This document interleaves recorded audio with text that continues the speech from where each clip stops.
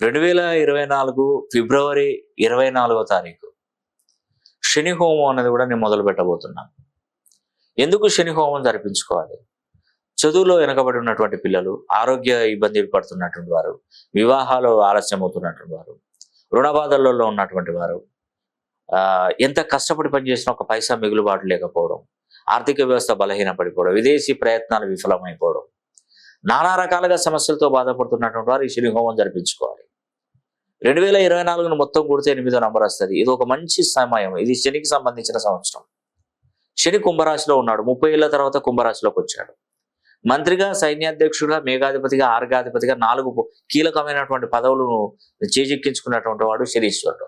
అంటే whole and soul ఈ 24వ సంవత్సరానికి మొత్తం తనే చూసుకుంటున్నాడు. లా అండ్ ఆర్డర్ మొత్తం ఎవ్రీథింగ్. కాబట్టి ఈ నెల 24వ తారీఖున శని హోమం జరిపించుకోవడం ద్వారా ఎంత మంచి ప్రయోజనాలు ఉంటాయో తెలుసా?